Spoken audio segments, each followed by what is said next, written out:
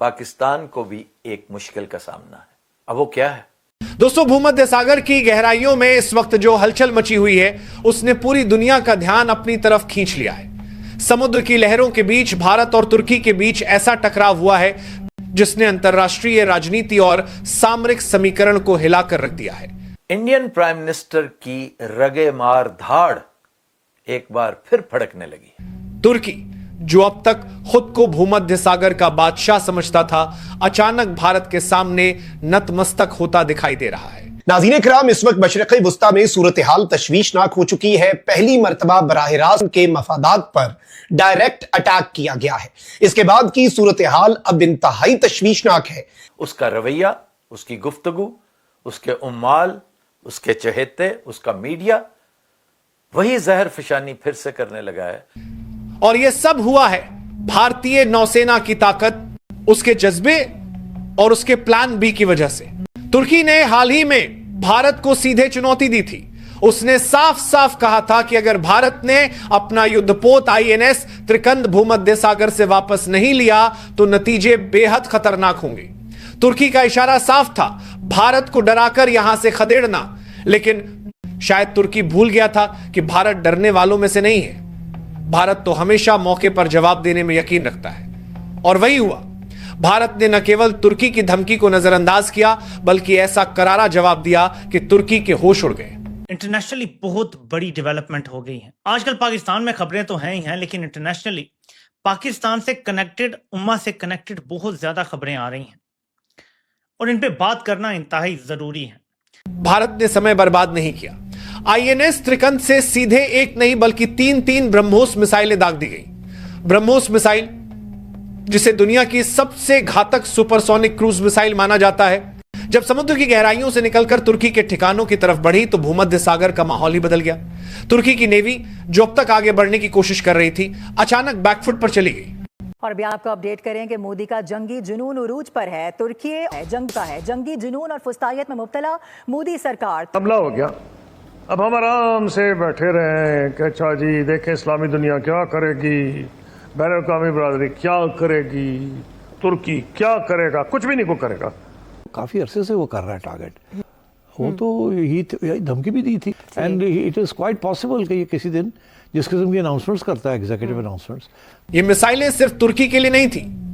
दरअसल इनके पीछे साफ संदेश था कि जो भी देश भारत के खिलाफ खड़ा होगा, चाहे वह तुर्की हो या सऊदी अरब, उसे भी परिणाम भुगतने पड़ेंगे। क्योंकि पाकिस्तान को अब एक इंतहाई कदम उठाना होगा, और इस इंतहाई कदम में पाकिस्तान की फजाइया और पाकिस्तान की अफवाज मुकम्मल तौर पर ना सिर्फ हाई अलर्ट पे हैं, बल्कि इस वक्त वो बहुत सी पोजीशन संभालने के लिए भी मुकम्मल तौर पर तैयार है। ये सारी डिटेल्स आपके सामने रखनी है, एक्सक्लूसिव स्टोरी है। यही वजह है कि इन मिसाइलों का असर केवल तुर्की तक सीमित नहीं रहा, बल्कि सऊदी अरब के भी होश उड़ गए। दोस्तों, भारत ने यह सब अचानक नहीं किया। यह पहले से सोची समझी रणनीति का हिस्सा था। भारत जानता था कि तुर्की ऐसा कदम उठा सकता है, इसलिए उसने पहले ही 4 युद्धपोतों को अलग अलग जगहों पर तैनात कर दिया था। एक जहाज ईरान के पास, दूसरा नॉर्थ अटलांटिक के हिस्से में, और तीसरे को जिब्राल्टर के नजदीक खड़ा कर दिया गया था। यानी भारत ने भूमध्य सागर को 3 तरफ से घेर रखा था, और जैसे ही तुर्की ने अल्टीमेटम दिया, भारत ने प्लान बी को इंप्लीमेंट कर दिया। इसके बाद तो हालात ही बदल गए। तुर्की जो धमकी दे रहा था वही अब पीछे हटने लगा। उसने अपने नेवल शिप्स को पीछे बुलाना शुरू कर दिया और भारत के लिए रास्ता खोल दिया। यही नहीं, तुर्की ने यह भी कह दिया कि इस मामले को वो बाद में सुलझाएगा, जो आज से महीना 1.5 महीना पहले वो करते आए हैं। थोड़ी देर के लिए जैसे एक वक्फा होता है ना, अब वो फिर से अपने फर्मे में वापस आ रहे हैं। अब इंडियन फॉरेन सेक्रेटरी की गुफ्तगू सुनिए, जिसपे बार बार वो चिल्ला कर कह रहे हैं। दूसरी तरफ एहसन इकबाल जैसे होनहार वजीर इसे डाउन प्ले कर रहे हैं।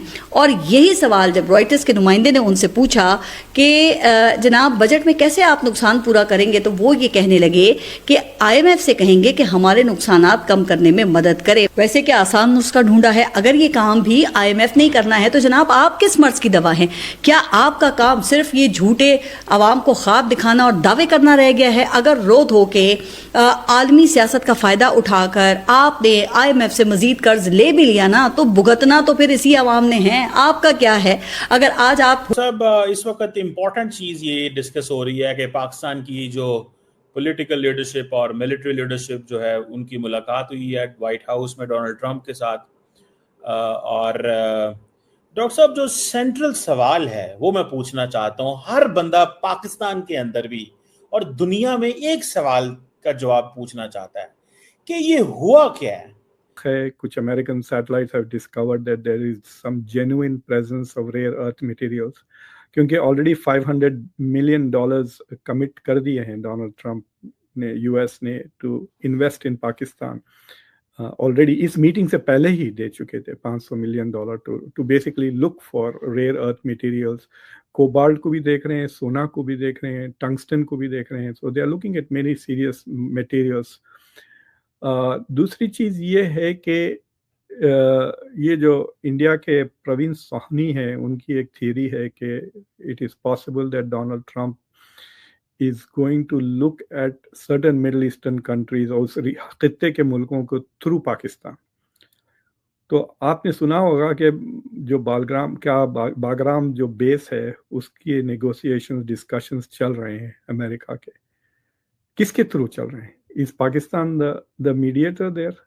मतलब क्या वो पाकिस्तान नेगोशिएट कर रहा है on behalf of the US with the Taliban for the Bagram base? और I don't know what Trump means, क्योंकि नमस्कार दोस्तों, जय हिंद दोस्तों। भारत ने तुर्की पर एक बहुत बड़ा हमला कर दिया है। जी हाँ दोस्तों, भूमध्य सागर में भारत ने तुर्की के ऊपर 3 ब्रह्मोस से हमला किया है, जिसकी वजह से तुर्की अब पीछे हट चुका है और उसका कहना है कि हम इस मुद्दे को बाद में देखेंगे।